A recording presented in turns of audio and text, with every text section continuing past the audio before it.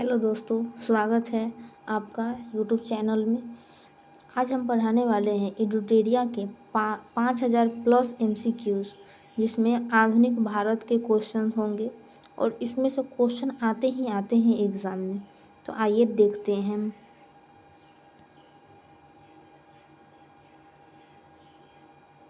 कुछ फैक्ट्स होंगे जो याद करने वाले। आइए देखते हैं। फर्स्ट है, भारत एवं यूरोप के बीच नए समुद्री मार्ग की खोज किसने किया था? तो वास्को डी गामा ने। कब किया था? 17 मई 1498 कालीकट के। तो भारत और यूरोप के बीच नए समुद्री मार्ग की खोज किसने किया? वास्को डी गामा ने 17 मई 1498 कालीकट में 17 मई 1498 कालीकट में किया था। नेक्स्ट है, थोड़ा जूम कर लेते हैं। भारत में प्रथम यूरोपीय वायसराय कौन बना था? तो फ्रांसिस्को द अल्मेडा। भारत में प्रथम पुर्तगाली वायसराय कौन बना था? Francisco de Almeida. भारत में ब्लू वाटर पॉलिसी लागू किसने किया था? Francisco de Almeida. मतलब प्रथम पुर्तगाली वायसराय फ्रांसिस्को द अल्मेडा और ब्लू वाटर पॉलिसी भी फ्रांसिस्को द अल्मेडा ने ही शुरू किया था। अल्फांसो द अल्बुकर्क किससे गोवा जीता था? तो यूसुफ आदिल शाह 1510 में। अल्फांसो द अल्बुकर्क ने किससे गोवा जीता था? यूसुफ आदिल शाह 1510 में। पुर्तगालियों ने अपनी पहली व्यापारिक कोठी कहाँ खोला था? व्यापारिक कोठी खोला था कोचीन में। पुर्तगालियों ने अपनी पहली व्यापारिक कोठी कहाँ खोला था? कोचीन में। नेक्स्ट है, डचों ने अपनी पहली व्यापारिक कोठी कहाँ खोला था? डच ने अपनी पहली व्यापारिक कोठी कहाँ खोला था? मसूलीपट्टनम में। डचों ने अपनी पहली व्यापारिक कोठी खोला था मसूलीपट्टनम ने। जहांगीर द्वारा अंग्रेजों को भारत में व्यापारिक कोठी खोलने की इजाज़त दी गई थी सूरत में। जहांगीर ने अंग्रेजों को व्यापारिक कोठी खोलने की इजाज़त कहाँ दी थी? सूरत में। डचों एवं अंग्रेजों के मध्य बेदरा का युद्ध, क्या चीज़ का युद्ध? बेदरा का युद्ध कब हुआ था? 1759 में। डचों एवं अंग्रेजों के मध्य बेदरा का युद्ध हुआ था 1759 में। फ्रांसीसी एवं अंग्रेजों के मध्य वांडीवास का युद्ध कब हुआ था? 1760 में। वांडीवास का युद्ध किसके किसके बीच हुआ है? फ्रांसीसी और अंग्रेज के बीच हुआ था। मुगल दरबार में आने वाले पहले अंग्रेज कौन थे? Captain Hawkins. और कब आए थे? 1609 में। मुगल दरबार में आने वाले पहले अंग्रेज कौन थे? कैप्टन हॉकिंस 1609 में आए थे। 1609 में आए थे।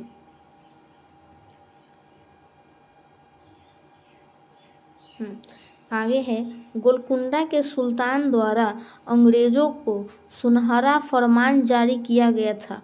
मतलब गोलकुंडा के जो सुल्तान थे, अंग्रेजों को सुनहरा फरमान जारी कब किया था? 1632 में। सर टॉमस रो जहांगीर के दरबार में कब आए थे? 1615 में। टॉमस रो जहांगीर के दरबार में आए थे 1615 में। क्वेश्चन ये भी आ सकता है कि जहांगीर के दरबार में कौन से अंग्रेज आए थे? तो सर टॉमस रो। पुर्तगालियों ने चार्ल्स द्वितीय को बम्बई दहेज में कब दिया था? 1661 में। पुर्तगालियों ने चार्ल्स द्वितीय को बम्बई दहेज में कब दिया? 1661 में। चार्ल्स द्वितीय ने बम्बई को 10 पाउंड के वार्षिक किराए पर ईस्ट इंडिया कंपनी को चलाने के लिए दिया था 1668 में। चार्ल्स द्वितीय जो थे, बम्बई को 10 पाउंड के वार्षिक किराया पर ईस्ट इंडिया कंपनी को दिया था 1668 में। आगे है, विदेशी कंपनी और उसका स्थापना कब हुआ है वो? तो पुर्तगाली ईस्ट इंडिया कंपनी की स्थापना 1698 में। पुर्तगाली ईस्ट इंडिया कंपनी की स्थापना 1498 में। पुर्तगाली ईस्ट इंडिया कंपनी की स्थापना 1498 में हुआ। अंग्रेजी ईस्ट इंडिया कंपनी की स्थापना 1600 में। अंग्रेजी ईस्ट इंडिया कंपनी की स्थापना 1600 में। डच ईस्ट इंडिया कंपनी की स्थापना 1602 में। डेनिश ईस्ट इंडिया कंपनी की स्थापना 1616 में।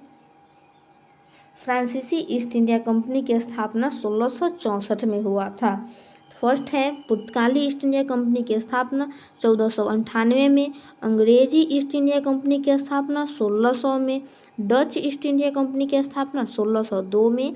डेनिश ईस्ट इंडिया कंपनी की स्थापना 1616 में। फ्रांसीसी ईस्ट इंडिया कंपनी की स्थापना 1664 में हुआ था।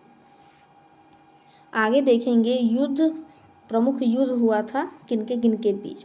तो कर्नाटक युद्ध जो है वो टोटल 3 कर्नाटक युद्ध हुए थे। कितने हुए थे? 3 कर्नाटक युद्ध हुए थे। प्रथम कर्नाटक युद्ध 1746 से 1748 तक चला था। और इस समय प्रथम कर्नाटक युद्ध के समय कौन सा संधि हुआ था? तो एला सापला की संधि। एला सापला की संधि प्रथम कर्नाटक युद्ध के समय हुआ था। और कब हुआ था? 1746 से 1748 तक। सेकेंड है द्वितीय कर्नाटक युद्ध। कब हुआ था? 1749 से 1754 में। और इस समय कौन सी संधि हुई थी? पौंडीचेरी की संधि। कौन सी संधि? पौंडीचेरी की संधि द्वितीय कर्नाटक युद्ध के समय हुआ था। तृतीय कर्नाटक युद्ध हुआ था 1756 से 1753 में। और इस समय की संधि हुई थी पेरिस की संधि। इस समय कौन सी संधि हुई थी? पेरिस की संधि हुई थी तृतीय कर्नाटक युद्ध में 1756 से 1763 तक। नेक्स्ट है युद्ध के बारे में ही है। और आंग्ल मैसूर युद्ध, टोटल आंग्ल मैसूर युद्ध जो है वो 4 हुए। तो टोटल कितने हुए थे? 4 आंग्ल मैसूर युद्ध हुए थे। देखेंगे पहला आंग्ल मैसूर युद्ध कब हुआ था? 1767 से 1769 में। और इस समय संधि कौन सी हुई थी? मद्रास की संधि। इस समय कौन सी संधि हुई थी? मद्रास की संधि हुई थी। द्वितीय आंग्ल मैसूर युद्ध 1780 से 84 तक चला था। द्वितीय आंग्ल मैसूर युद्ध 1780 से 84 तक चला था। इस समय संधि मंगलौर की संधि हुई थी। और इस समय द्वितीय आंग्ल मैसूर में मंगलौर की संधि हुई थी। तृतीय आंग्ल मैसूर में श्रीरंगपट्टनम की संधि हुई थी 1790 से 92 में। तृतीय आंग्ल मैसूर युद्ध में श्रीरंगपट्टनम की संधि हुई थी 1790 से 1792 में तृतीय आंग्ल मैसूर। और इस समय गवर्नर जनरल कौन थे? Lord Cornwallis. लॉर्ड कॉर्नवालिस तृतीय आंग्ल मैसूर युद्ध। और ये इम्पोर्टेंट है, ठीक है। तृतीय आंग्ल मैसूर युद्ध जो है वो एग्जाम में आते हैं। तृतीय आंग्ल मैसूर युद्ध कब हुआ था? 1790 से 1792 में। इस समय संधि हुई थी श्रीरंगपट्टनम की संधि और अच्छा एक मिनट, और गवर्नर जनरल दिया हुआ है। तो गवर्नर जनरल कौन थे? Lord Cornwallis. Lord Cornwallis. चतुर्थ आंग्ल मैसूर युद्ध 1799 में थे। और 1799 में ही टीपू सुल्तान की युद्ध लड़ते लड़ते मृत्यु हो गई थी, टीपू सुल्तान की। और इस समय गवर्नर जनरल कौन थे? Lord Wellesley. लॉर्ड वेलेस्ली थे 1799 में चतुर्थ आंग्ल मैसूर युद्ध में। और किसकी मृत्यु हुई थी? टीपू सुल्तान की मृत्यु हो गई थी। आगे है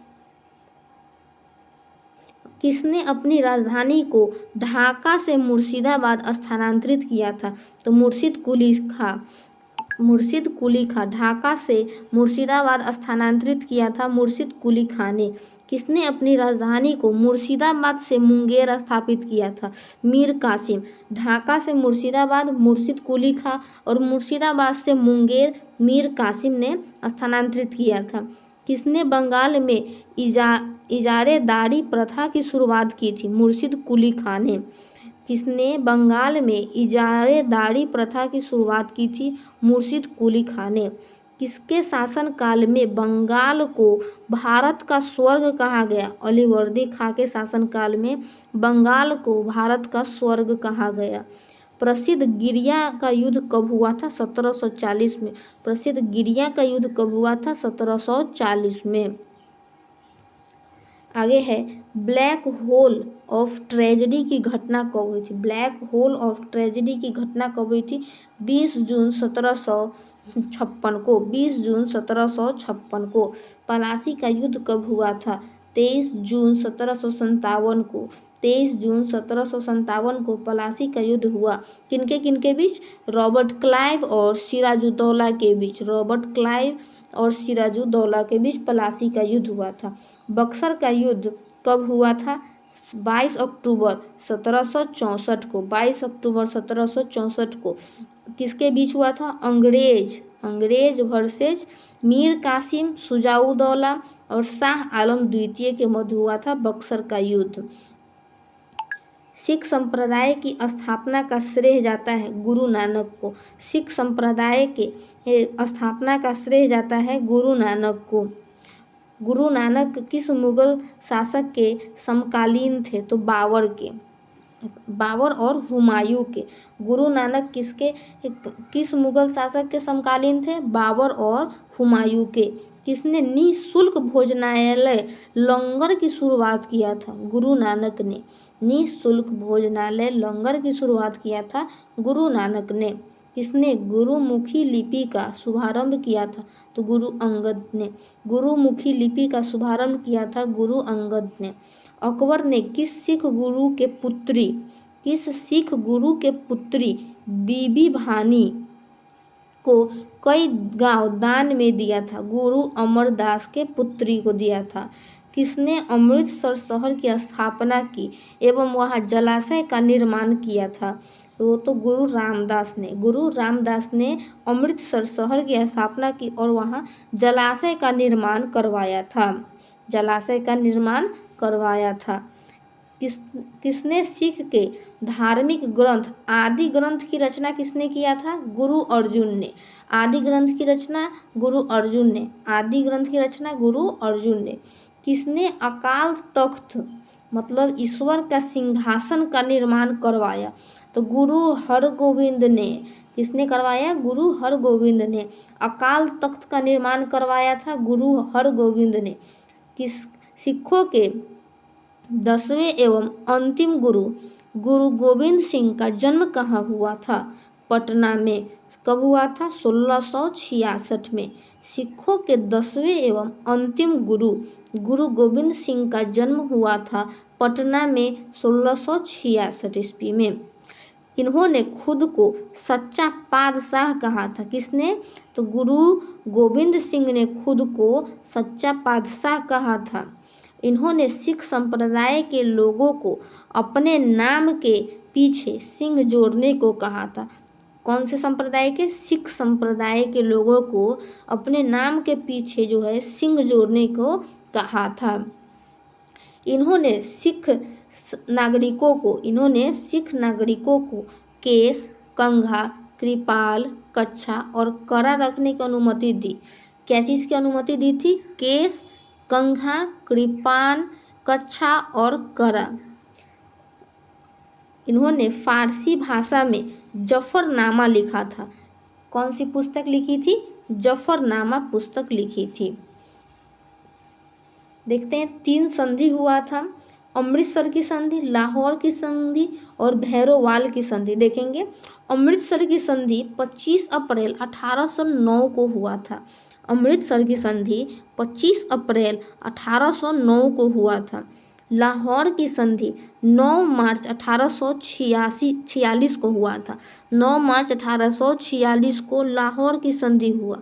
भैरोवाल की संधि 22 दिसंबर 1846 को हुआ। भैरोवाल की संधि 22 दिसंबर 1846 को हुआ। नेक्स्ट है आंग्ल सिख युद्ध। ऊपर दिया हुआ था आंग्ल मैसूर युद्ध, तो वो हुए थे टोटल 4 और आंग्ल सिख युद्ध 2 हुए हैं। पहला आंग्ल सिख युद्ध 1845 से 1846 तक चला और इस समय गवर्नर जनरल कौन था? Lord Hardinge. पहला आंग्ल सिख युद्ध में गवर्नर जनरल लॉर्ड हार्डिंग थे। द्वितीय आंग्ल सिख युद्ध 1849 को लॉर्ड डलहौजी के समय हुआ था। नेक्स्ट देखेंगे गवर्नर जनरल कहाँ के थे और प्रथम और अंतिम गवर्नर जनरल कौन थे? तो बंगाल का प्रथम गवर्नर जनरल रॉबर्ट क्लाइव था। बंगाल का प्रथम गवर्नर है, बंगाल का प्रथम गवर्नर रॉबर्ट क्लाइव, और अंतिम गवर्नर कौन थे? Warren Hastings. बंगाल का प्रथम गवर्नर जनरल कौन थे? वारेन हेस्टिंग्स, और अंतिम कौन थे? Lord William Bentinck. भारत का गवर्नर जनरल कौन था प्रथम? लॉर्ड विलियम बेंटिक, और अंतिम कौन था? Lord Canning. भारत का प्रथम वायसराय कौन था?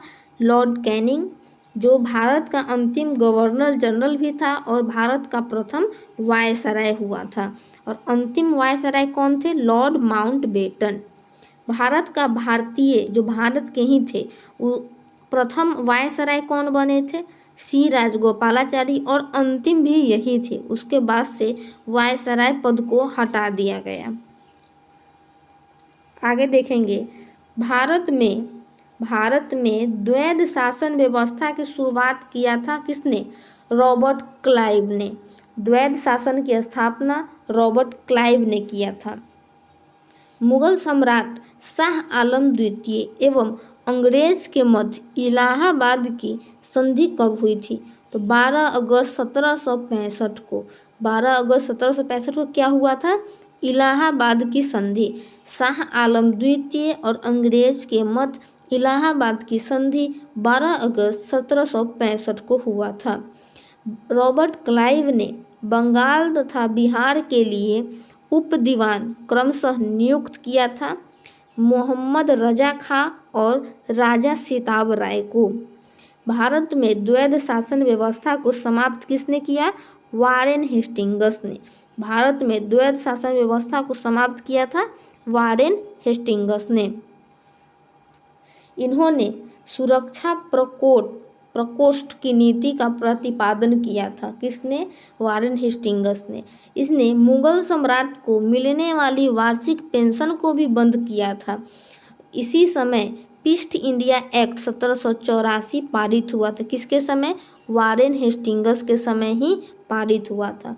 इसी के समय बोर्ड ऑफ रेवेन्यू की स्थापना हुआ था। बोर्ड ऑफ रेवेन्यू की स्थापना वारेन हेस्टिंग्स के समय हुआ था। इसी के समय 1784 में सर विलियम जोन्स द्वारा the Asiatic Society of Bengal की स्थापना की गई थी। 1784 में सर विलियम जोन्स के द्वारा the Asiatic Society of Bengal की स्थापना किया गया था। इन्होंने कोलकाता में प्रथम मदरसा कब स्टार्ट किया था? 1781 में स्थापना किया था। इसी के समय जोनानाथ डंकन ने बनारस में संस्कृत विद्यालय की स्थापना 1782 में किया था। किसने? संस्कृत विद्यालय की स्थापना किसने किया था? जोनानाथ डंकन ने। जोनानाथ डंकन ने क्या किया था? संस्कृत विश्वविद्यालय की स्थापना बनारस में 1782 में किया था। भारत में नागरिक सेवा का जनक किसे माना जाता है? लॉर्ड कॉर्नवालिस को। भारत में नागरिक सेवा का जनक किसे माना जाता है? लॉर्ड कॉर्नवालिस को। 1793 में अस्थाई बंदोबस्त को भी लागू किया था। किसने? लॉर्ड कॉर्नवालिस ने 1793 में अस्थाई बंदोबस्त को लागू किया था। नेक्स्ट है भू राजस्व वसूलने हेतु रैयतवाड़ी व्यवस्था। कौन सी व्यवस्था? रैयतवाड़ी व्यवस्था को लागू किया था कर्नल रीड ने। भू राजस्व वसूलने हेतु रैयतवाड़ी व्यवस्था को लागू किया था कर्नल रीड ने। भू राजस्व वसूलने हेतु महालवाड़ी व्यवस्था, कौन सी व्यवस्था? महालवाड़ी व्यवस्था को लागू किया था हॉल्ट मैकेंजी ने स्टार्ट किया था। हस्तक्षेप की नीति को अपनाया था सर जॉन रो ने। हस्तक्षेप की नीति किसने अपनाया? सर जॉन रो ने। आगे है भारत में सहायक संधि की पद्धति शुरू किया था। भारत में सहायक संधि की पद्धति किसने शुरू किया था? लॉर्ड वेलेस्ली ने। भारत में सहायक संधि पद्धति की शुरुआत किया था लॉर्ड वेलेस्ली ने। भारत में सहायक संधि का पहला प्रयोग किसने किया था? डुप्ले ने। भारत में सहायक संधि का पहला प्रयोग किया था डुप्ले ने, और शुरुआत किया था लॉर्ड वेलेस्ली ने। किसने स्वयं को बंगाल का शेर कहा था? बंगाल का शेर किसने कहा था खुद को? लॉर्ड वेलेस्ली ने। सहायक संधि करने वाले राज्य और कब किया था वो? तो सहायक संधि करने वाले राज्य में प्रथम है हैदराबाद, जो 1798 में सहायक संधि करने वाले राज्य बने थे। मैसूर या तंजौर 1799 में, अवध 1801 में, पेशवा 1802 में और सिंधिया 1804 में। नेक्स्ट देखेंगे, अंग्रेज एवं नेपाल सरकार के मध्य संगोली की संधि, कौन सी संधि? संगोली की संधि कब हुआ था? 1816 में। संगोली की संधि किसके किसके बीच हुआ था? अंग्रेज और नेपाल सरकार के बीच हुआ था। प्रथम आंग्ल बर्मा युद्ध कब हुआ था? 1824 से 1826 तक चला था प्रथम आंग्ल बर्मा युद्ध। किसके समय चला था? लॉर्ड एम हस्टर्ड के समय। लॉर्ड एम हस्टर्ड के समय प्रथम आंग्ल बर्मा युद्ध हुआ था 1824 से 26 के बीच। लॉर्ड बेंटिक के सहयोग से राजा राम मोहन राय ने कब सती प्रथा का अंत किया था? 1829 में, धारा 17 के अंतर्गत, और ये इम्पोर्टेंट है, ठीक है। सती प्रथा का अंत किसने किया था? राजा राम मोहन राय ने। किसके सहयोग से? तो लॉर्ड बेंटिक के सहयोग से किया था। लॉर्ड बेंटिक के सहयोग से किया था। लॉर्ड बेंटिक के सहयोग से किया था। लॉर्ड बेंटिक के सहयोग से। भारत में ठगी प्रथा का अंत किसने किया? कर्नल स्लीमैन ने। भारत में ठगी प्रथा का अंत किया था कर्नल स्लीमैन ने। भारत में ठगी प्रथा का अंत किया है कर्नल स्लीमैन ने। भारतीय प्रेस का मुक्तिदाता कहा जाता है चार्ल्स मेडकॉफ को। भारतीय प्रेस का मुक्तिदाता कहा जाता है चार्ल्स मेडकॉफ को। भारतीय प्रेस का मुक्तिदाता चार्ल्स मेडकॉफ। प्रथम आंग्ल अफगान युद्ध हुआ था 1839 से 42 में। प्रथम आंग्ल अफगान युद्ध हुआ था 1839 से 1842 में, लॉर्ड ऑकलैंड के समय। किसके समय? लॉर्ड ऑकलैंड के समय हुआ था। किसने सिंध को पूर्ण रूप से ब्रिटिश साम्राज्य में मिलाया था? लॉर्ड एलिनबरो ने। कब? 1843 में। किसने नर बलि प्रथा पर प्रतिबंध लगाया था? लॉर्ड हार्डिंग ने। लॉर्ड हार्डिंग ने। डलहौजी के समय किस राज्य को डॉक्टरों के साथ दुर्व्यवहार का आरोप लगाकर अपने राज्य में मिलाया था? सिक्किम को। डलहौजी ने अवध को कुशासन के आधार पर अपने साम्राज्य में मिलाया था। और डलहौजी ने अवध को कुशासन के आधार पर अपने साम्राज्य में मिला लिया था। इसने शिक्षा संबंधी वुड डिस्पैच नियम 1854 को लागू किया था। किसने? डलहौजी ने वुड डिस्पैच नियम 1854 को लागू किया था। आगे देखेंगे, इसी के समय भारत में पहली बार रेल चलाया गया था। क्या चलाया गया था? रेलगाड़ी। कब? 16 अप्रैल 1853 को। लगभग 34 किलोमीटर चला था। लगभग 34 किलोमीटर चलाया गया था। इसने भारत में पहली बार सार्वजनिक निर्माण विभाग की स्थापना किया था। किसने किया था? डलहौजी ने। किसने? डलहौजी ने किया था। 1854 में लोक सेवा विभाग की स्थापना किया था डलहौजी ने। कब किया था? 1854 में। इसी के समय पहली बार आगरा से कोलकाता के बीच तार सेवा का शुरुआत किया गया था 1853 में। तार सेवा का शुरुआत किसके समय किया गया था? डलहौजी के समय। कहाँ से कहाँ तक? आगरा से कोलकाता के बीच 1853 में किया गया था। इसी के समय पहली बार अधिकारियों की नियुक्ति हेतु प्रतियोगिता परीक्षा 1853 की शुरुआत की गई, जिसके उम्र सीमा 18 से 23 वर्ष रखी गई। प्रतियोगिता मतलब कंपटीशन की तैयारी की शुरुआत 1853 में डलहौजी के समय ही सर्वप्रथम किया गया था, और उम्र कितना था? 18 से 23 वर्ष का उम्र रखा गया था। आगे देखेंगे, किसके समय भारत में विधवा पुनर्विवाह अधिनियम लागू किया गया था? कौन सा अधिनियम? विधवा पुनर्विवाह अधिनियम। कब लागू, किसने लागू किया था? लॉर्ड कैनिंग ने। कब? 1856 में विधवा पुनर्विवाह लागू किया था। आगे देखेंगे लॉर्ड कैनिंग के बारे में कुछ। इसने भारत शासन अधिनियम 1858 के अंतर्गत मुगल सम्राट के पद को समाप्त कर दिया था। मुगल सम्राट के पद को किसने समाप्त कर दिया था? लॉर्ड कैनिंग ने 1858 में। इसी के शासन काल में 1857 का विद्रोह हुआ था। 1857 का विद्रोह किसके काल में हुआ था? लॉर्ड कैनिंग के काल में। आगे देखेंगे हम लोग। इसी के समय भारतीय दंड संहिता 1858 को बनाया गया था। लॉर्ड कैनिंग के समय भारतीय दंड संहिता 1858 को बनाया गया था और 1859 में लागू कर दिया गया था भारतीय दंड संहिता को।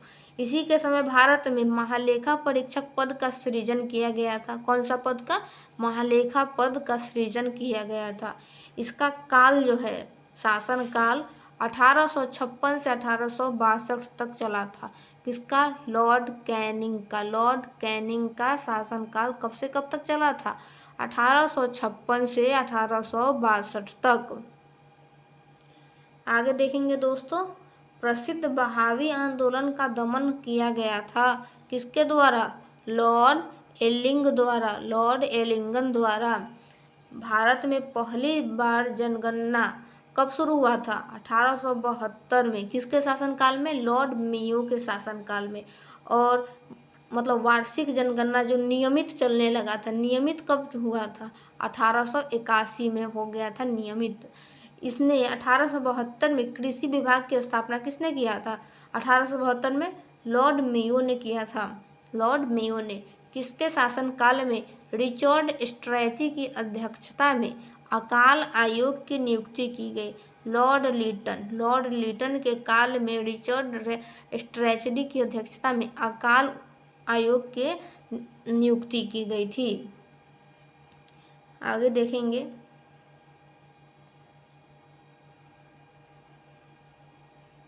हाँ, तो कुछ लॉर्ड लीटन के ही बारे में दिया हुआ है इसमें। लॉर्ड लीटन के बारे में देखेंगे।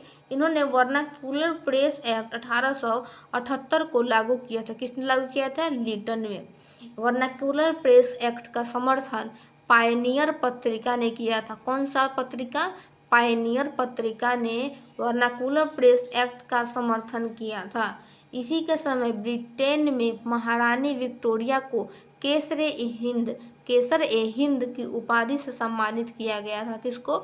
महारानी विक्टोरिया को 1 जनवरी 1877 को। इसी के शासनकाल में सिविल सेवा परीक्षाओं में प्रवेश की आयु को घटाकर 21 वर्ष से 19 वर्ष कर दिया गया था। सिविल सेवा का जो था उसका उम्र 21 वर्ष से हटाकर 19 वर्ष कर दिया गया था लॉर्ड लीटन के काल में। भारत में स्थानीय स्वशासन के जनक किसे माना जाता है? लॉर्ड रिपन को। स्थानीय स्वशासन के जनक लॉर्ड लीटन। इन्होंने वर्नाकुलर प्रेस एक्ट को निरस्त किया था। वर्नाकुलर प्रेस एक्ट को निरस्त किया था लॉर्ड रिपन ने 1882 में। इसके शासनकाल में ही पहली बार नियमित जनगणना, हम आपको बताए थे, नियमित जनगणना शुरू हुआ था 1881 में। किसके समय में? लॉर्ड रिपन के समय में।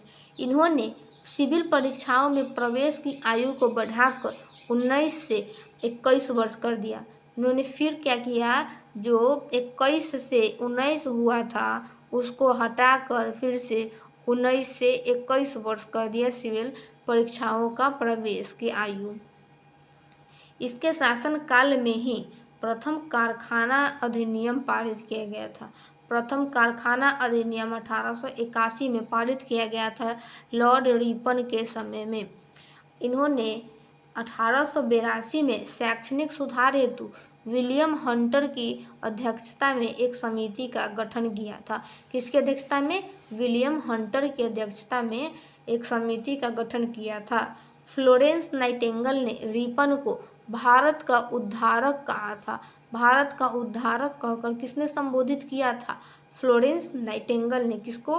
रिपन को दूसरा कारखाना अधिनियम किया गया था? दूसरा कारखाना अधिनियम 1891 में लॉर्ड लैंसडाउन के समय किया गया था। लॉर्ड लैंसडाउन के समय किया गया था।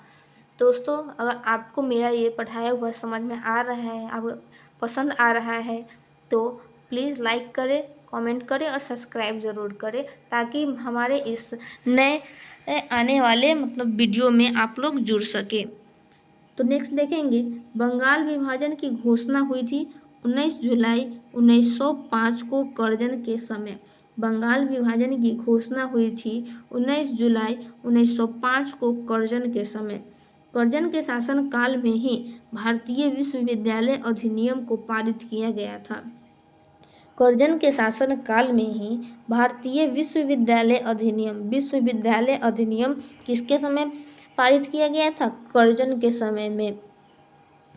समय पारित किया था। इन्होंने 1904 में प्राचीन स्मारक अधिनियम भी पारित किया था। प्राचीन स्मारक अधिनियम कर्जन के काल में ही पारित किया गया था। मुसलमानों के लिए पृथक निर्वाचन व्यवस्था हेतु मार्ले मिंटो एक्ट को पारित किया गया था 1909 में लॉर्ड मिंटो द्वितीय के समय पारित किया गया था। लॉर्ड मिंटो द्वितीय के समय ही कांग्रेस के सूरत अधिवेशन में कांग्रेस का विभाजन हुआ था, जो नरम दल और गरम दल में टूट गया था। और ये पुनः एक साथ कब हो गए थे? 1916 में लखनऊ अधिवेशन में ये लोग फिर से एक हो गए थे। और सूरत अधिवेशन कब हुआ था? 1907 में। सूरत अधिवेशन कब हुआ? 1907 में हुआ था। आगे है 12 दिसंबर 1911 में प्रसिद्ध दिल्ली दरबार का आयोजन किया गया था। लॉर्ड हार्डिंग द्वितीय के समय में किया गया था। लॉर्ड हार्डिंग द्वितीय के समय में प्रसिद्ध दिल्ली दरबार का आयोजन किया गया था 1911 में किया गया था। लॉर्ड हार्डिंग द्वितीय के समय बंगाल विभाजन को रद्द किया गया था। कब किया गया था? 1911 में।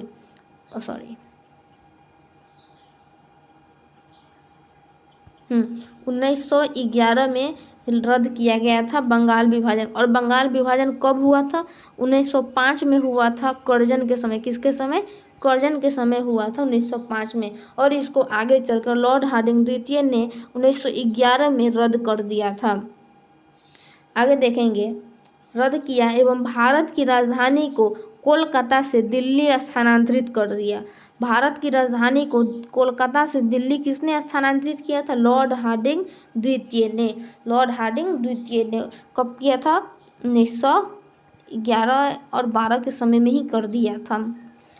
वर्ष 1912 में कर दिया गया था। कब कर दिया गया था? दिल्ली से कोलकाता से दिल्ली स्थानांतरित किया गया था 1912 में।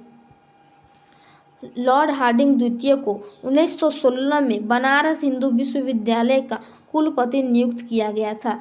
बनारस हिंदू विश्वविद्यालय BHU जिसको बोलते हैं, जो बनारस में कहाँ है? बनारस में ही है। बनारस कहाँ है? यूपी में। यूपी के बनारस में है, उसी को बोलते हैं। तो 1916 में किया गया था। और इसकी स्थापना किसने किया था? स्थापना वो किए थे मदन मोहन मालवीय ने इसकी स्थापना किया था। BHU की स्थापना किया था। और कुलपति किसे नियुक्त किया गया? लॉर्ड हार्डिंग को कुलपति नियुक्त किया गया था, लॉर्ड हार्डिंग को। आगे देखेंगे, कांग्रेस एवं मुस्लिम लीग के मध्य लखनऊ समझौता कब हुआ था? अभी ऊपर बताए थे हम लोग कि लखनऊ समझौता 1916 में हुआ था, जिसमें नरम दल और गरम दल क्या हुए थे? एक हो गए थे, जुट गए थे। कांग्रेस एवं मुस्लिम लीग के मध्य लखनऊ समझौता कब हुआ था? लॉर्ड जेम्सफोर्ड के समय में 1916 में। लॉर्ड जेम्सफोर्ड के समय 1916 में हुआ था। इसी के समय रॉलेट एक्ट 1919 को पारित किया गया था। लॉर्ड जेम्सफोर्ड के समय ही 1919 में रॉलेट एक्ट को पारित किया गया था।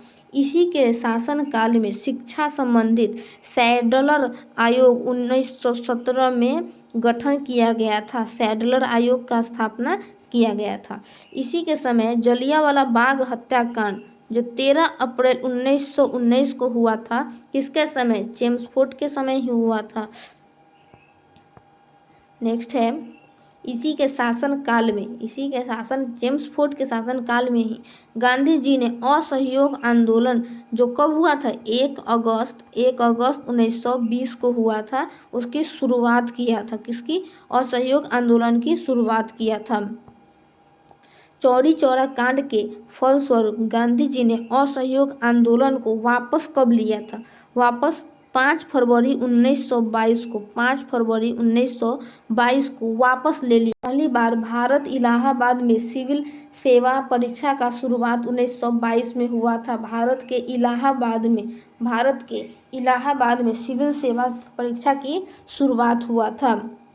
साइमन कमीशन बम्बई कब पहुंचा था? साइमन कमीशन जो था वो बम्बई कब पहुंचा? 3 फरवरी 1928 को 3 फरवरी 1900 साइमन कमीशन बम्बई कब पहुंचा था? साइमन कमीशन बम्बई कब पहुंचा था? 3 फरवरी 1928 को लॉर्ड इरविन के समय साइमन कमीशन बम्बई पहुंचा था। गांधी इरविन समझौता कब हुआ था? 5 मार्च 1931 को गांधी इरविन समझौता हुआ था 5 मार्च 1931 को। सांप्रदायिक पंचाट कम्युनल अवार्ड की घोषणा हुई थी 6 अगस्त 1932 को। कम्युनल अवार्ड की घोषणा हुई थी 16 अगस्त 1932 को। कम्युनल अवार्ड की घोषणा हुई थी 16 अगस्त 1932 को। प्रसिद्ध पूना समझौता कब हुआ था? प्रसिद्ध पूना समझौता 24 सितंबर 1932 को। 24 सितंबर 1932 को पूना समझौता हुआ था। अंग्रेजों द्वारा अगस्त प्रस्ताव कब लाया गया? 8 अगस्त 1940 को। अंग्रेजों द्वारा अगस्त प्रस्ताव कब लाया गया? 8 अगस्त 1940 को। पहली बार पाकिस्तान की मांग की गई थी 1940 में लाहौर अधिवेशन में। पहली बार पाकिस्तान की मांग की गई थी 1940 में लाहौर अधिवेशन में। क्रिप्स मिशन भारत कब आया था? मार्च 1942 में। मार्च 1942 में क्रिप्स मिशन भारत आया था। क्रिप्स मिशन के साथ अंग्रेज के तरफ से आधिकारिक वार्ताकार कौन थे? जवाहरलाल नेहरू और अबुल कलाम आज़ाद। क्रिप्स मिशन के समय कांग्रेस के तरफ से आधिकारिक वार्ताकार कौन थे? कांग्रेस के तरफ से आधिकारिक वार्ताकार कौन थे? जवाहरलाल नेहरू और अब्दुल कलाम आज़ाद। 3 गोल में सम्मेलन हुआ था। टोटल तीन गोल में सम्मेलन हुआ। और ये तीनों गोल में सम्मेलन में कौन भारतीय थे जो भाग लिए थे तीनों गोल में सम्मेलन में? तो कौन थे वो? डॉक्टर भीमराव अंबेडकर। कौन थे? डॉक्टर भीमराव अंबेडकर जो तीनों गोल में सम्मेलन में भाग लिए थे। और ये क्वेश्चन एग्जाम में पूछता है। और गांधी जी कौन से गोल में सम्मेलन में भाग लिए थे? तो सेकेंड वाले में कौन भाग लिए थे? गांधी जी भाग लिए थे। देखेंगे, पहला गोल में सम्मेलन 12 नवंबर 1930 को हुआ था। पहला गोल में सम्मेलन 12 नवंबर 1930 को हुआ था। दूसरा गोल में सम्मेलन जिसमें गांधी जी भाग लिए थे कब हुआ था? 7 सितंबर 1931 को। 7 सितंबर 1931 को। तीसरा गोल में सम्मेलन 17 नवंबर 1932 को हुआ था। तीसरा गोल में सम्मेलन 17 नवंबर 1932 को हुआ था। कैबिनेट मिशन भारत कब आया? 1946 में। कैबिनेट मिशन भारत कब आया था? 1946 में। और इसमें 3 सदस्य थे, Stafford Cripps, Pethick Lawrence, A B Alexander. Mountbatten योजना जो था उसको घोषित कब कर दिया गया? घोषणा कब किया गया माउंटबेटन योजना को? 3 जून 1947 को घोषणा कर दिया गया था।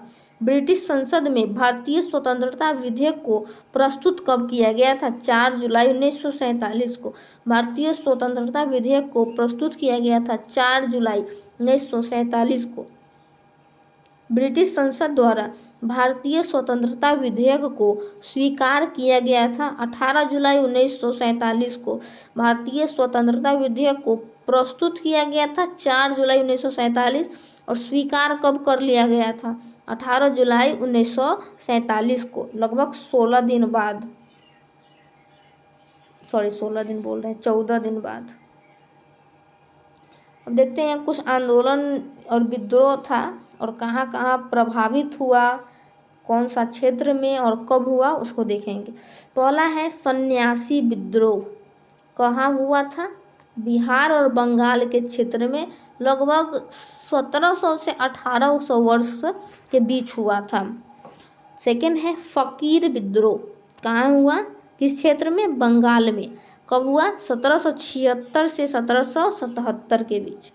पोलीगारो का विद्रोह जो तमिलनाडु में हुआ, कब? 1799 से 1801 के बीच। भील विद्रोह पश्चिमी घाट क्षेत्र में हुआ, 1825 से 1831 के बीच। रामोसी विद्रोह जो पश्चिमी घाट में ही हुआ, 1822 से 1829 के बीच। इसमें इम्पोर्टेंट ज़्यादा करके ये सन्यासी विद्रोह है। भील विद्रोह हो जाए, बहावी आंदोलन, संथाल, नील विद्रोह, मुंडा, मोपला, ये सब क्या बहुत ही इम्पोर्टेंट, ये सब क्वेश्चंस बार बार एग्जाम में पूछते रहते हैं। तो अहोम विद्रोह हुआ था असम में 1828 में। कोल विद्रोह छोटा नागपुर क्षेत्र में 1831 में। बहावी आंदोलन बिहार और उत्तर प्रदेश में 1831 में। संथाल विद्रोह बिहार और बंगाल के बीच हुआ था और 1855 से 56 के बीच। नील विद्रोह बिहार और बंगाल में हुआ 1859 से 60 में। रंपा विद्रोह आंध्र प्रदेश में हुए 1992 में। मुंडा विद्रोह झारखंड में 1899 में से 1900 के बीच हुआ था। 1899 से 1900 के बीच में हुआ था। मोपला विद्रोह, ये भी इम्पोर्टेंट है बहुत, जो केरल में हुआ 1921 में हुआ था। मोपला विद्रोह 1921 में केरल में हुआ है। आगे देखेंगे मंगल पांडे को फांसी कब दिया गया? मंगल पांडे भारतीय स्वतंत्रता सेनानी थे जो 1857 की क्रांति में भाग लिए, सिपाही विद्रोह 1857। उनको फांसी कब दिया गया था? 8 अप्रैल 1857 को। 8 अप्रैल 1857 को उनको फांसी दिया गया था। मंगल पांडे संबंधित थे कौन से? 34वीं बंगाल नेटिव इन्फेंट्री से। 34वीं बंगाल नेटिव इन्फेंट्री से मंगल पांडे संबंधित थे। 1857 की क्रांति कब हुआ था? ये भी इम्पोर्टेंट है। 10 मई 1857 को हुआ था 1857 की क्रांति। 1857 की क्रांति के जांच हेतु गठन किया गया था पील कमीशन का। पील कमीशन का गठन किया गया था 1857 की क्रांति में। 1857 की क्रांति में। 1857 की क्रांति के समय भारत का गवर्नर जनरल कौन था? Lord Canning. 1857 की क्रांति के समय भारत का गवर्नर जनरल कौन था? Lord Canning. 1857 की क्रांति के समय ब्रिटेन के प्रधानमंत्री कौन थे? 1857 के समय ब्रिटेन के प्रधानमंत्री पार्मस्टेन थे। 1857 जो हुआ था बिहार में, उसका नेतृत्व किसने किया था? तो वीर कुंवर सिंह ने 1857 का नेतृत्व बिहार से किया था। 1857 का नेतृत्व किया था कानपुर से। किसने किया था? नाना साहेब और तात्या टोपे ने। कानपुर से किसने नेतृत्व किया? नाना साहेब और तात्या टोपे ने। 1857 के संदर्भ में इतिहासकार का मत देखते हैं। कौन से इतिहासकार क्या बोले थे? तो यह क्रांति भारत का प्रथम स्वतंत्रता संग्राम था। किसने कहा था? बीडी सावरकर ने। यह क्रांति भारत का प्रथम स्वतंत्रता संग्राम था। किसने कहा? बीडी सावरकर ने। यह पूर्णतः सिपाही विद्रोह था। किस इतिहासकार ने कहा है? सर जॉन लॉरेंस एवं सीले ने।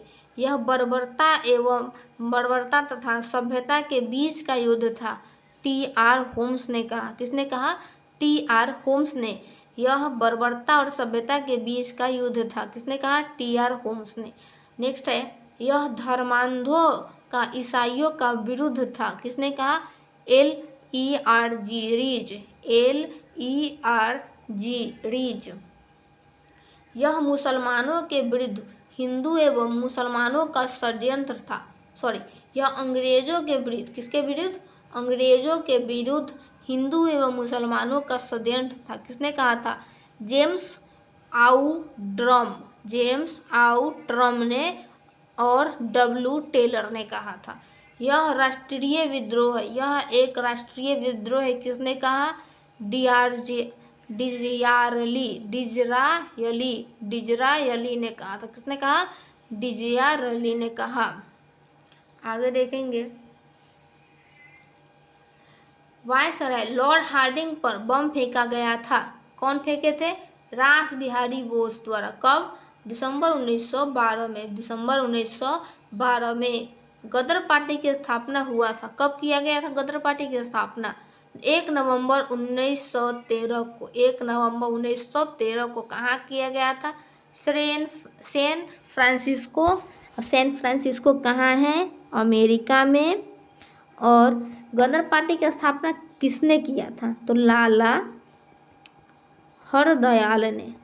किसने किया था? लाला हरदयाल ने 1 नवंबर 1913 को सैन फ्रांसिस्को, अमेरिका में गदर पार्टी की स्थापना किया था।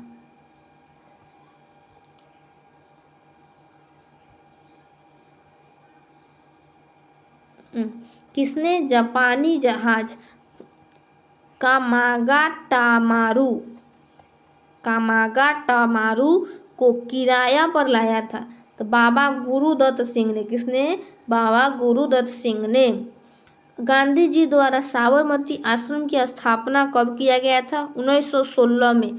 गांधी जी द्वारा साबरमती आश्रम का स्थापना कब किया था? 1916 में। बाल गंगाधर तिलक द्वारा होम रूल लीग की स्थापना कब किया था?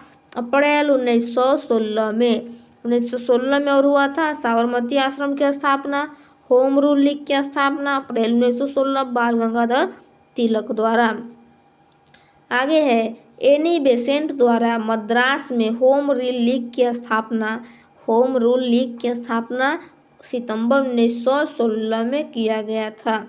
गांधी जी ने सत्याग्रह का पहला प्रयोग किया था दक्षिण अफ्रीका में। गांधी जी ने सत्याग्रह का पहला प्रयोग किया था दक्षिण अफ्रीका में। गांधी जी ने भारत में सत्याग्रह का पहला प्रयोग किया था, यहाँ पर दिया हुआ है, पहला प्रयोग दक्षिण अफ्रीका में। और भारत में कहाँ किया था? चंपारण में। कहाँ? चंपारण बिहार में है, जहाँ गांधी जी ने भारत में सत्याग्रह का पहला प्रयोग किया था चंपारण में। गांधी जी से चंपारण आने का अनुरोध किसने किया? राजकुमार शुक्ल ने। राजकुमार शुक्ल की मृत्यु के पश्चात किस अंग्रेज अधिकारी ने कहा कि वह चंपारण का इकलौता मर्द था? जॉर्ज एमन ने कहा था। किसको? राजकुमार शुक्ल को, कि वो चंपारण का इकलौता मर्द था। आगे है, गांधी जी ने पहली बार भूख हड़ताल कब किया था? पहली बार भूख हड़ताल अहमदाबाद मिल हड़ताल के दौरान 1918 में। जलियांवाला बाग हत्याकांड का आरोपी जनरल डायर को सहयोग किया था। किसने? हंसराज ने जनरल डायर को सहयोग किया था। जलियांवाला बाग हत्याकांड कब हुआ था? 13 अप्रैल 1919 को हुआ था। कहाँ पर? अमृतसर में हुआ था। कहाँ? अमृतसर में। आगे देखेंगे, जलियांवाला बाग हत्याकांड के विरोध में गांधी जी ने लौटाई थी, कौन सी उपाधि लौटा दी थी? कैसर ए हिंद की उपाधि लौटा दिया था। और रविंद्रनाथ टैगोर ने भी गुरु की उपाधि लौटा दिया था, शायद ऐसे ही है।